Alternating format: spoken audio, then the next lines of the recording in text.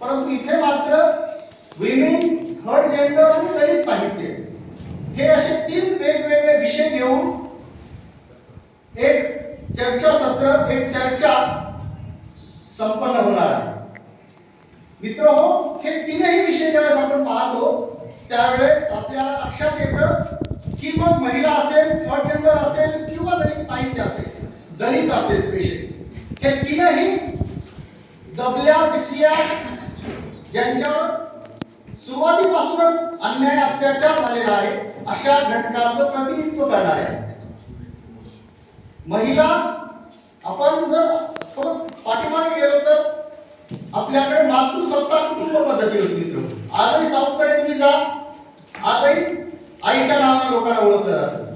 ती मातृसत्ता कुटुंब पद्धती, परंतु याला छेद देत ज्यावेळेस पुरुष प्रधान संस्कृती समोर आली आणि पुरुषांनी सत्ता हातात घेतली, तेव्हापासून या महिलेचा किंवा ही महिला आजपर्यंत आपल्याला दबलेली पाहायला मिळते. कारण भारत स्वतंत्र होऊन 100 वर्ष झालेली आहे, परंतु तरी सुद्धा आज आपल्याला महिला सक्षमीकरणावर राष्ट्रीय आंतरराष्ट्रीय चर्चासत्र घ्यायला लागतात. त्याचं हेच मूळ आहे, हे धोतर तेच आहे की आजही महिला सक्षम आहे का, तर निश्चितच नाही. मी 1998 ला 10वी पास झालो मित्र हो. त्यावेळेस पहिला निबंध मला वाटतं परिषदेमध्ये त्यावेळेस तोच होता, the status of women in Indian society. आणि आजही आपल्याला त्याच विचारावर चर्चा करण्याची वेळ येते. हा निश्चितच विचार करण्याचा संशोधनाचा विषय आहे की महिलेचं स्टेटस पण बदललंय का 100 वर्षापूर्वी आणि आज महिला स्टेटस बदललंय का, तर मला वाटतं हा माझा वैयक्तिक विचार असू शकतो की निश्चितच नाही.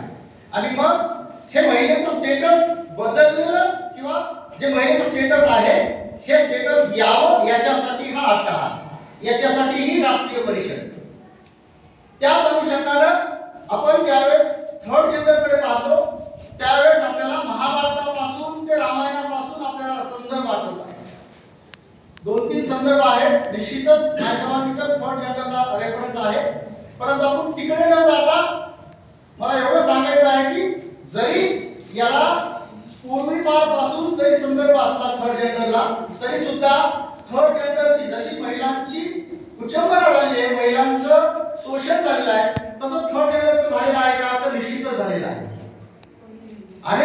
अनेक ठिकाणी आपण पाहतो सांस्कृतिक, सामाजिक, राजकीय मोठ्या प्रमाणामध्ये थर्ड जेंडरचं महिलेसोबतच थर्ड जेंडर सुद्धा शोषण आपल्याला पाहायला मिळते. शमीबाताईसारखी एखादी थर्ड जेंडर ऍक्टिव्हिस्ट आपल्याला पाहायला मिळते, परंतु मोठ्या प्रमाणात ज्या सक्षम थर्ड जेंडर आहेत त्यांचं राजकीय आजही त्यांचं शोषण केलं जाते.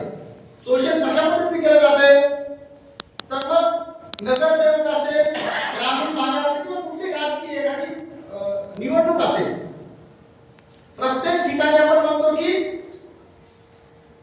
घराणेशाही चालू आहे.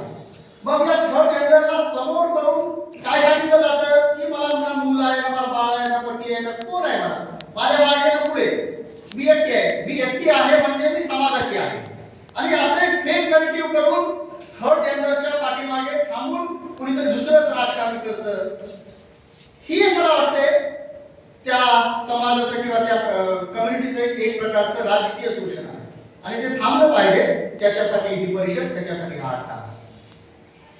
ज्या पद्धतीने महिला थर्ड जेंडर, अनेक प्रश्न आहेत, महिलांचे कसे प्रश्न आहेत तसे थर्ड जेंडरचे अनेक प्रश्न आहेत. मी फक्त एका प्रश्न राजकीय शोषणाबद्दल बोललो. त्या पद्धतीनेच दलित साहित्यामध्ये सुद्धा आपल्याला शोषण पाहायला मिळतं. 1980-90च्या दशकामध्ये जी चळवळ होती, जे साहित्यिक होते, मी रात्री सगळ्यांना बोलणार तेच म्हटलं की ती चळवळ ते साहित्यिक आज राहिले का राहिले नाही, तर प्रत्येकाचे आपापले फायदे आहेत. आपला फायदा घेण्यासाठी माणूस मग समाज ओरिएंटेड म्हणा किंवा जे सत्य आहे ते बोलतोय का, तर निश्चितच नाही. शरण कुमार लिंबाळे असतील, ओमप्रकाश वाल्मिकी असतील, राष्ट्रीय स्तरावर दलित साहित्याने एक चळवळ उभा केली होती 80-90च्या दशकामध्ये. ती चळवळ कुठेतरी थांबल्यासारखी मला वाटते. ती चळवळ पुन्हा सुरू व्हावी तो सत्य विचार पुन्हा आपल्या लेखनातून पुढाकार घ्यावा याच्यासाठी ही परिषद. दलित साहित्यानं अशा व्यक्तींना समोर आणलं मित्र हो. दलित साहित्यिकांनी अशा विषयावर विवेचन केलं, अशा विषयावर लेखन केलं आहे जे विषय कधीच आपल्या समोर आले नव्हते. शरद कुमार लिंबाळेंचा, ज्याच्यावर माझी पीएचडी आहे, शरद कुमार लिंबाळे दलित साहित्यिक.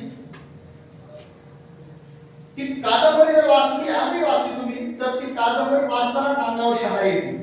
एवढं भयान वास्तव, एवढं भयान सत्य हे दलित साहित्यिकांनी लिहिलेलं आहे. परंतु ते लिखाण आज मला वाटतं कुठेतरी खुंटलेलं दिसतंय. आणि मग या सगळ्या विचारांना कुठेतरी वाट निर्माण झाली पाहिजे, याच्यावर कुठेतरी चर्चा झाली पाहिजे, याच्यातून काहीतरी आउटपुट निर्माण झालं पाहिजे. याच्यासाठी अट्टहास आणि हाच उद्देश घेऊन ही परिषद मला वाटते आपल्या समोर ठेवलेली आहे, संपन्न होत आहे. हा प्रस्तावितच्या निमित्ताने आपल्या समोर मी माझे 2 शब्द मांडले. महाविद्यालयाचे प्राचार्य, सन्माननीय प्राचार्यांनी मला यावेळी इथे बोलण्याची संधी दिली, त्याबद्दल मी प्राचार्यांनी आभारी आहे.